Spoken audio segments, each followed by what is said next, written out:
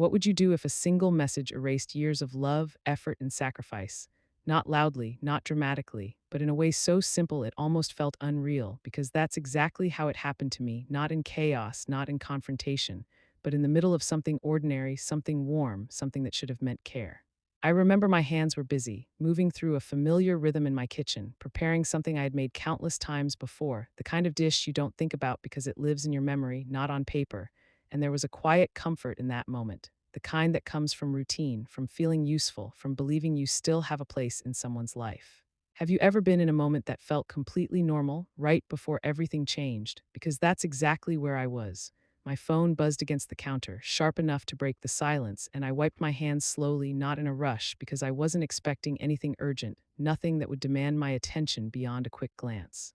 I picked it up already assuming it would be something simple, maybe a confirmation, maybe a small update, maybe even a thank you, because I had spent the entire day preparing for that evening, planning to show up not just with food, but with care, the kind of care that doesn't need to be asked for, it's simply given. But when I looked at the screen, the words I saw didn't match any of those expectations. They were short, direct, final. "You're not invited, I don't want you here." That was it. No explanation, no hesitation. Just a decision delivered without emotion. For a moment, I didn't react the way people might expect. I didn't drop the phone. I didn't gasp. I didn't cry.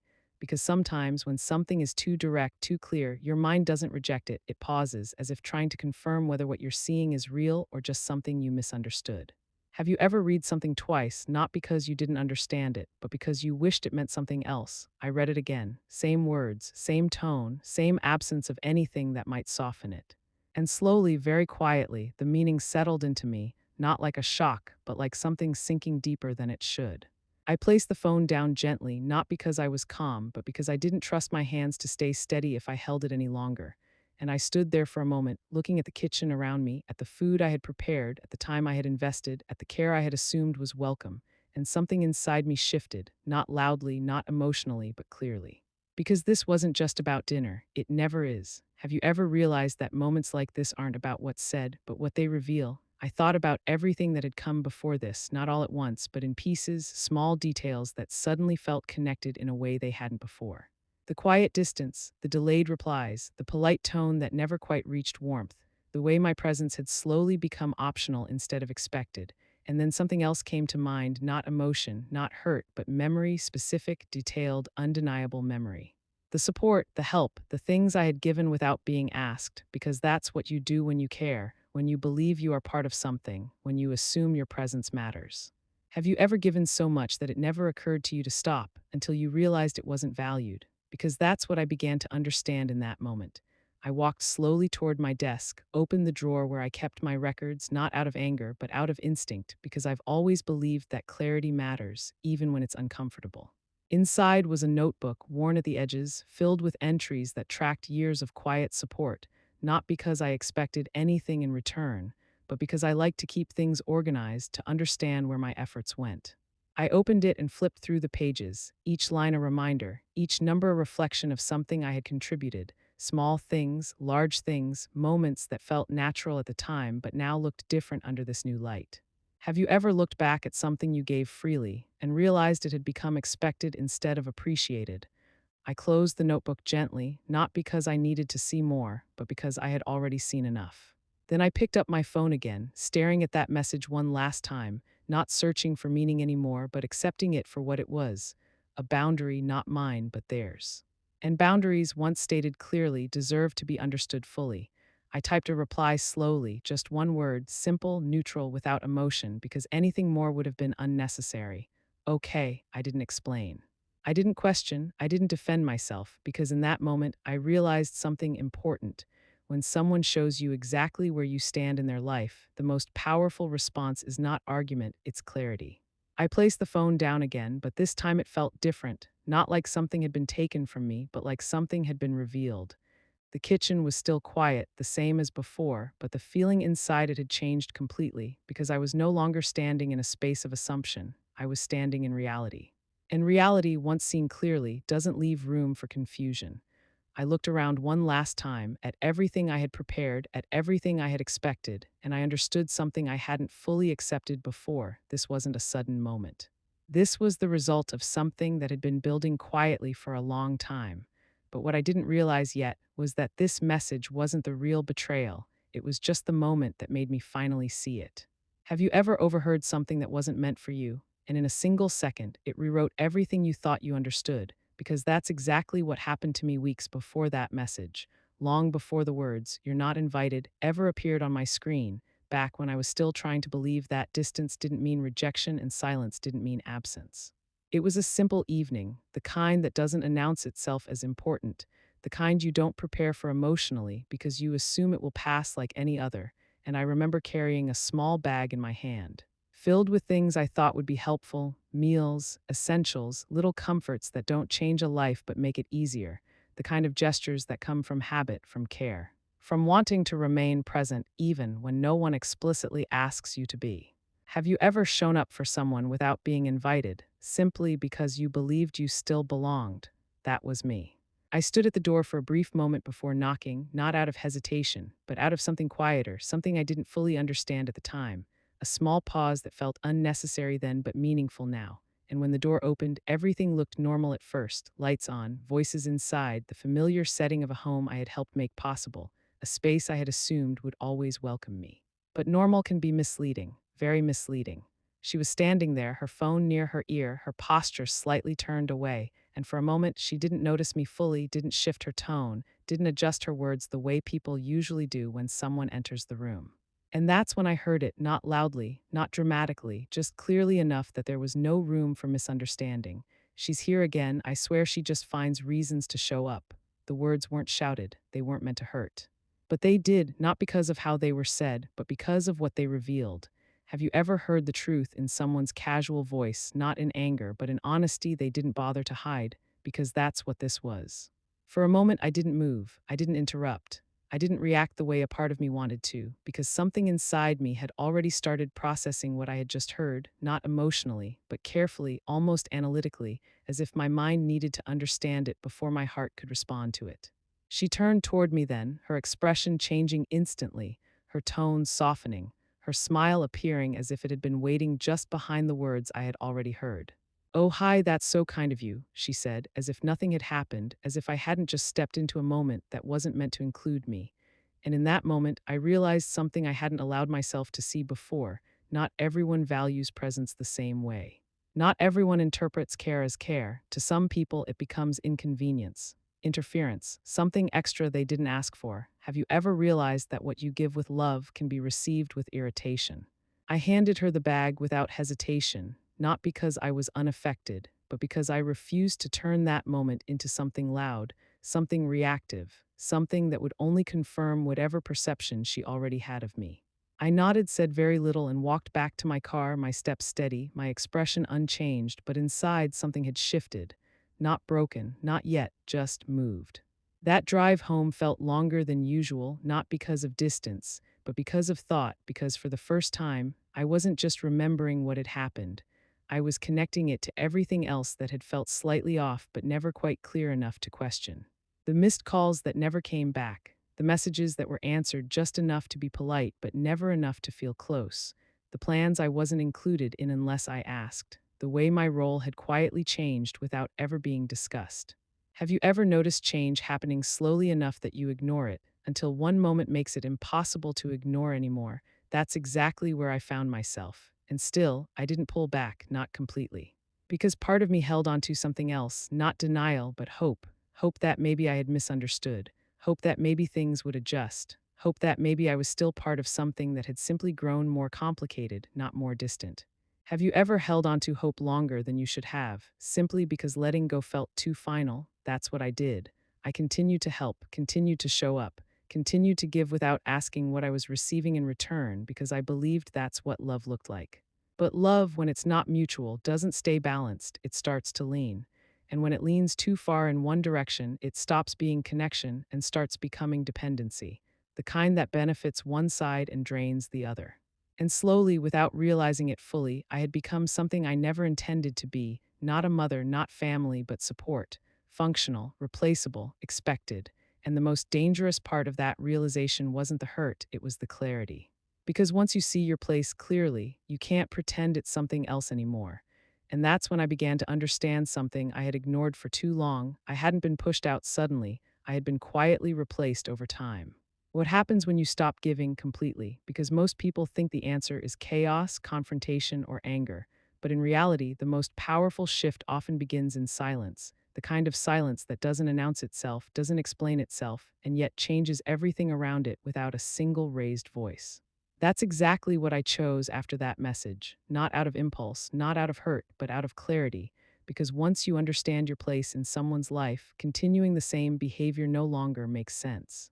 Have you ever reached a point where doing nothing becomes the strongest thing you can do? Because that's where I was. I didn't make a scene. I didn't send long messages explaining how I felt. I didn't ask for explanations or apologies because I had already received something more honest than any explanation, the truth. And truth, when it's clear, doesn't need to be debated. Instead, I sat quietly at my desk, opened my accounts, and began making small changes, not dramatic ones, not emotional ones, just precise ones. One by one, I paused the automatic transfers I had been sending for months, the ones that had become routine, expected, almost invisible because they had always been there. Rent support paused, insurance payments paused, monthly groceries stopped, subscriptions disconnected, not in anger, not in revenge, but in alignment, because support without respect is not support, it's imbalance. Have you ever realized that what you give freely can slowly turn into something others feel entitled to? That's exactly what I had allowed without noticing. And now I was simply correcting it. I didn't notify anyone. I didn't explain what I was doing because explanations often invite negotiation, and this wasn't something I was negotiating anymore. This was a decision, and decisions, when made with clarity, don't require approval. The house felt unusually quiet that evening, not heavy, not lonely, just still, like something had settled into its proper place after being out of alignment for far too long. And for the first time in a while, that silence didn't feel uncomfortable. It felt peaceful. Have you ever experienced silence not as emptiness, but as relief? That's what this was. Days passed slowly, calmly, without interruption, and I continued my routine without checking my phone, without wondering if anything had changed, because I already knew it had. Not externally, not yet, but internally, completely. And when internal shifts happen first, the external ones always follow. It didn't take long. The first message came 2 days later, casual at first, almost light, as if nothing significant had happened. A small question about a payment, then another about an account, then another about something that might not be working. Each message slightly more urgent than the last, each one carrying a tone that was familiar, not concern, not care, but expectation. Have you ever noticed how quickly people reach out when something they rely on stops working? Because that's exactly what this was, and still I didn't respond. Not because I wanted to ignore them, but because I wanted to see something clearly, what would happen when the support disappeared completely.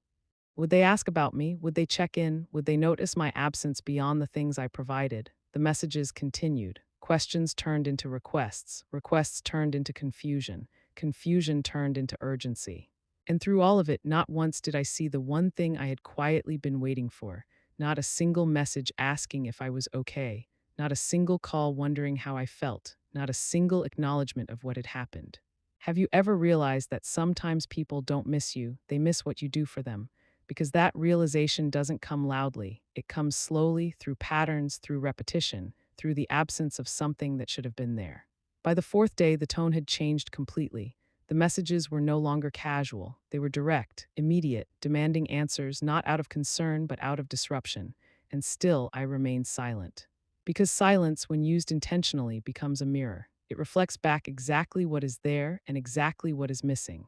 Then came the calls, one after another, spaced out at first, then closer together, then repeated in a way that revealed something I had already begun to understand. They were no longer reaching out to connect.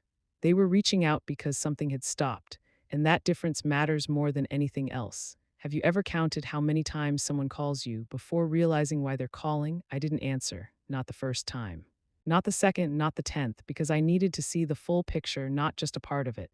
And by the end of that week, the picture was clear, completely clear. Because what I saw in those messages and missed calls wasn't concern, it was dependence, and that realization changed everything.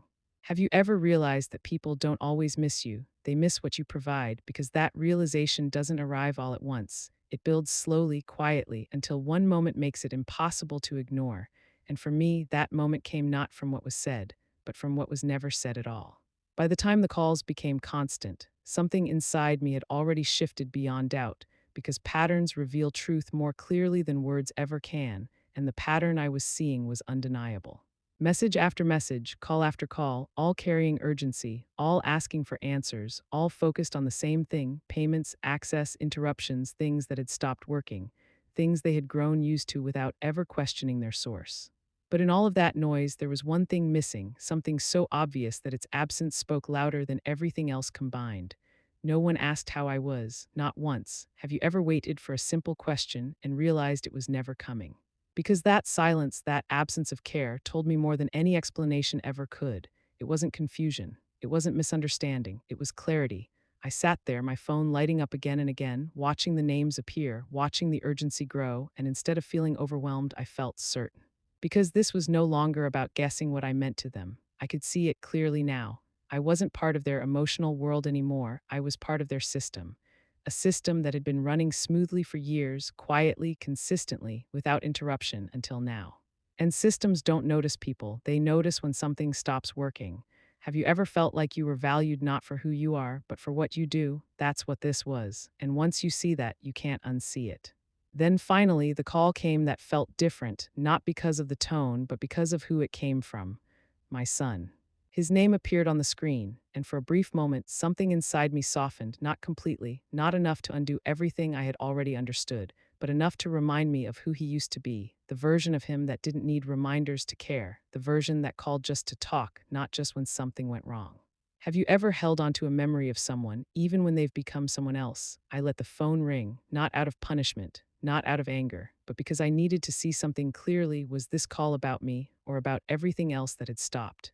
It rang again and again and again. The pattern didn't change, the urgency didn't shift, and slowly that small softness I felt at the beginning settled back into something steadier, something stronger: understanding. Because if the intention behind the call had been different, the message would have been different too. But it wasn't, and that mattered. Days passed and the calls didn't stop, but neither did I change my response, because I wasn't reacting anymore, I was observing. Watching, learning, and what I learned was simple but difficult to accept. There had been a shift in our relationship long before this moment, one I hadn't fully acknowledged until now. He didn't call because he missed me. He called because something in his life had stopped working, and that difference changes everything. Have you ever realized that love and convenience can look the same until one disappears? Because that's exactly what this revealed. I thought back to everything that had happened over the past months: the subtle distance, the reduced communication, the way I had been included just enough to feel present, but not enough to feel important. And now, looking at it all through this new lens, it made sense in a way it never had before. I hadn't been pushed away suddenly, I had been repositioned slowly, from family to support, from presence to function. And once that transition is complete, people don't notice your absence emotionally, they notice it practically. That realization didn't make me angry. It didn't even make me sad in the way I expected. It made me clear, because clarity removes confusion, and once confusion is gone, decisions become easier. I wasn't going to argue. I wasn't going to explain everything I had already understood. I wasn't going to chase a version of connection that no longer existed in the way I believed it did. Because sometimes the strongest boundary is not something you say, it's something you stop doing. Have you ever decided something quietly and felt stronger because of it? That's what this was. I looked at my phone one last time as it buzzed again, his name appearing once more, and instead of feeling the urge to answer, I felt something else: a calm certainty that this moment was no longer about reacting to them. It was about deciding for myself, and once that shift happens, everything else begins to fall into place. And that's when I made a decision I should have made long ago. I was no longer going to be the person they only remembered when they needed something. What does it really mean to choose yourself after years of choosing everyone else? Because that question doesn't come with noise or drama. It comes quietly, like a decision that has been waiting for you to finally accept it. And for me, that moment arrived not with anger, not with confrontation, but with something far more powerful: final clarity. By then, the calls had slowed, not because they had stopped needing something, but because they had started realizing that I was no longer responding the way I always had. And when patterns break, people hesitate, they adjust, they wait, hoping things will return to how they were. But I wasn't waiting anymore. Have you ever reached a point where going back feels more uncomfortable than moving forward alone? Because that's where I was.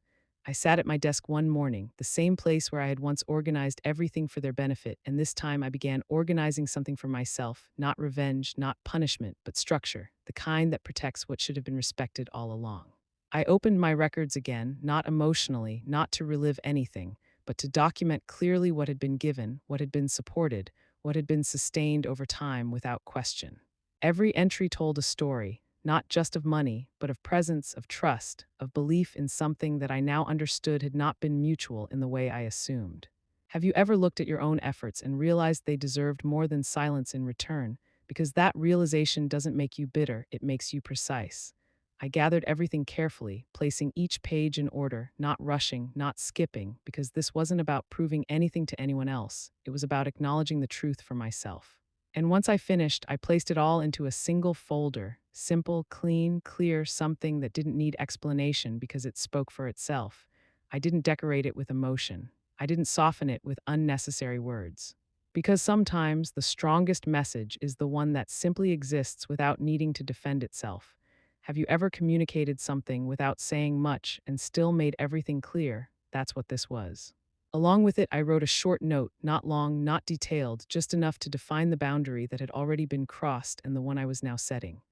I explained calmly that what had been given was done out of care, not obligation, and that care, when taken for granted, loses its meaning if it continues without respect.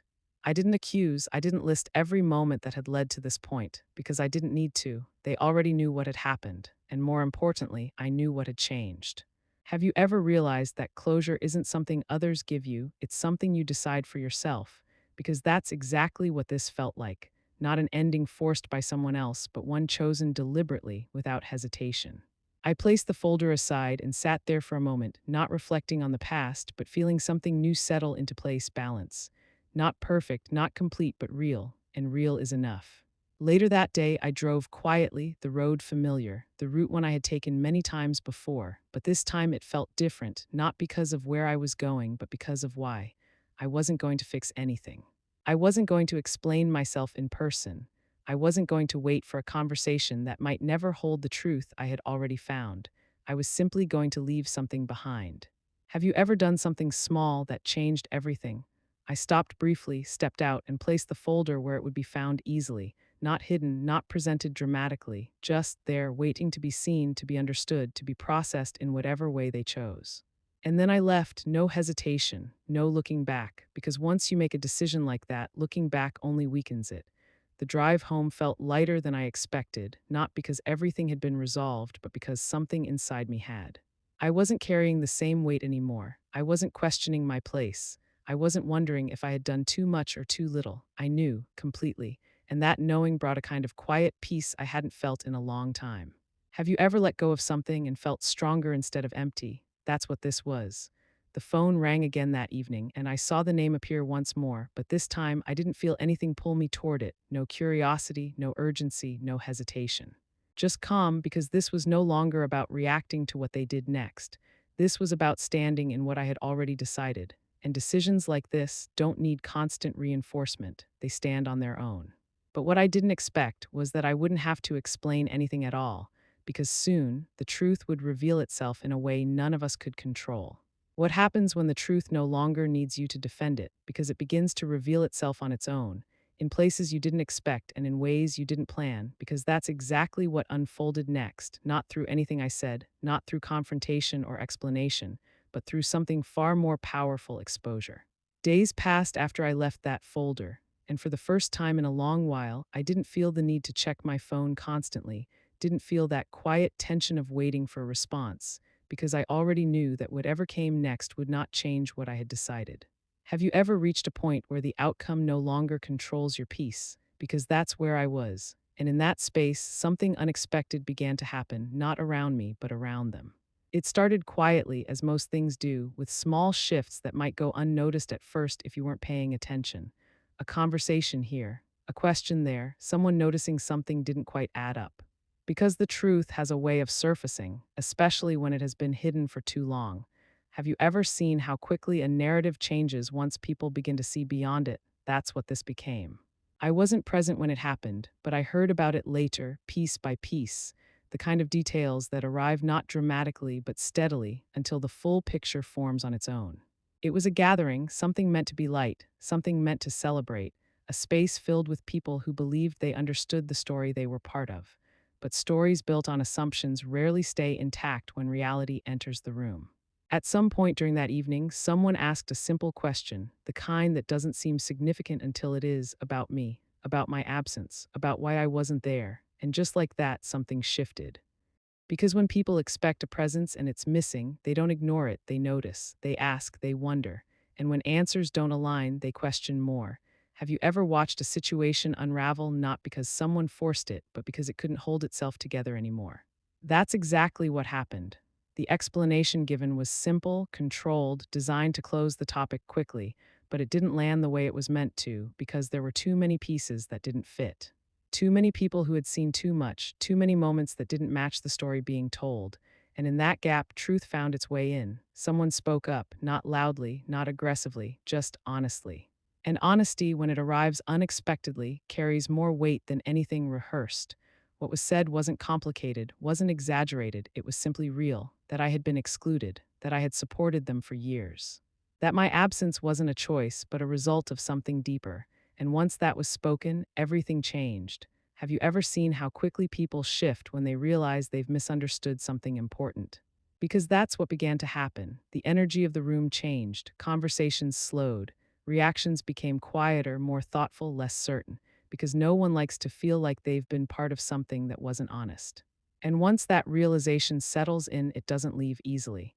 I wasn't there to witness it, but I didn't need to be, because the impact reached me anyway, not through noise, not through confrontation, but through the silence that followed. The kind of silence that comes when something has been exposed and there's nothing left to hide behind. Then, later that night, my phone buzzed again, but this time, the tone felt different even before I looked at the screen. It wasn't urgency. It wasn't demand, it was something else, something heavier, something real. I let it sit there for a moment before picking it up, not out of hesitation, but because I understood that whatever I was about to read would not be the same as before. And when I opened it, I could feel that shift immediately, not in the words themselves, but in the intention behind them. Have you ever read something and known instantly that it came from a different place than before? Because that's what this was. The tone had changed, the certainty was gone. In its place was awareness, not complete, not perfect, but present, and that mattered, because awareness is where change begins. I didn't rush to respond, I didn't need to. Because for the first time, I wasn't being asked to fix anything, to explain anything, or to continue anything. The situation had moved beyond that. It had reached a point where truth was no longer something I had to carry alone. It existed on its own, and once that happens, everything else begins to shift naturally. And that's when I realized something I hadn't expected. I didn't need to fight for respect anymore, because now it was finally being seen. What happens when someone finally comes back, not with excuses, not with demands, but with the quiet understanding that they lost something real? Because that kind of return doesn't look dramatic. It doesn't come with grand gestures. It arrives slowly, uncertainly, like someone standing at the edge of a door they once closed themselves, unsure if they're still allowed to step inside. That's exactly how it began. It wasn't a call this time. It wasn't a message filled with urgency or confusion. It was something much simpler and somehow much heavier. A knock, soft, hesitant. The kind of knock that doesn't expect an immediate answer. I paused for a moment before opening the door, not because I didn't know who it was, but because I needed to feel what I was about to do, to make sure I wasn't stepping back into something unchanged. Have you ever stood in front of a moment knowing that how you respond will define everything that comes next? Because that's where I was. When I opened the door, he was standing there, not as the confident man I had seen before, not as someone trying to control a situation, but as someone who had been forced to face something he couldn't avoid anymore. And in his arms was a reminder of everything that still mattered. For a second, neither of us spoke. We didn't need to, because sometimes silence carries more truth than anything words could add. His expression wasn't defensive, it wasn't rehearsed. It was real, tired, aware. And that awareness told me more than anything he could have said in that moment. Have you ever seen someone change, not because they wanted to, but because they had no other choice, because that's what I saw? He stepped inside slowly, not assuming, not acting as if things were the same, and I let him, not because everything was forgiven, but because I understood something important. Closing the door completely would have been easy, but what I needed now wasn't ease. It was truth, and truth requires space. We sat down without rushing into conversation, the quiet between us no longer uncomfortable but necessary, like something that needed to exist before anything else could be said. And when he finally spoke, it wasn't with explanations or justifications. It was with something far more difficult: acknowledgement. He didn't try to rewrite what had happened. He didn't soften it. He didn't place blame anywhere else. He simply admitted that he had allowed things to go too far, that he had seen me not as a person, but as something he could rely on without question, without effort, without consideration. Have you ever heard someone admit the truth without trying to protect themselves and realized how rare that is? Because that's what this felt like. And while it didn't erase what had happened, it changed something important. It shifted the direction. But change, real change, doesn't come from words alone. It comes from what follows them. And that's where things became clear for me. I didn't rush to forgive. I didn't step back into the role I had once held so easily. Because this wasn't about returning to the past. It was about deciding what the future would look like. Have you ever realized that forgiveness without boundaries isn't healing, it's repetition? That's what I refused to allow. I listened. I let him speak. I allowed the moment to exist without controlling it because I wanted to see not just what he said, but what he would do next. And over time, slowly, carefully, that answer began to show itself, not through promises, not through expectations, but through effort, consistent, quiet, real. He stopped asking for help the way he used to. He stopped assuming things would be taken care of for him. He began handling his responsibilities, facing his challenges, making decisions that didn't rely on someone else stepping in to fix them. And that shift mattered more than anything he could have said. Have you ever watched someone grow and realized it only happened after they lost something important? Because that's exactly what this was. It wasn't instant, it wasn't perfect. There were moments of hesitation, moments where old habits almost returned, but this time something was different, he noticed. He corrected himself, he chose differently.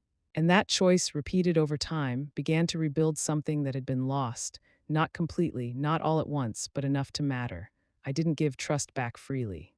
I didn't offer the same unconditional support I once had, because I had learned something too. Love doesn't mean losing yourself. It means knowing where you end and where others begin. And for the first time, I was holding that line clearly. Have you ever loved someone but chosen yourself at the same time? Because that's what this became: not distance, not rejection, but balance. The kind that doesn't depend on constant giving, but on mutual understanding. And in that balance, something new formed, not the same relationship we had before, but something more honest, more grounded, more real. It wasn't built on expectation anymore. It was built on respect. And respect, once earned, carries a different kind of strength. As time passed, the space between us no longer felt like loss. It felt like structure, something that protected both of us from repeating what had already happened. And standing there one evening, watching everything settle into place, I realized something that changed the way I saw everything that had come before. This story was never about being invited or excluded.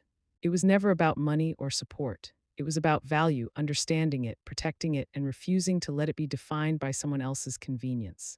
They thought I would always be there, no matter how I was treated, but in the end, I didn't just walk away. I showed them that love without respect is not love at all.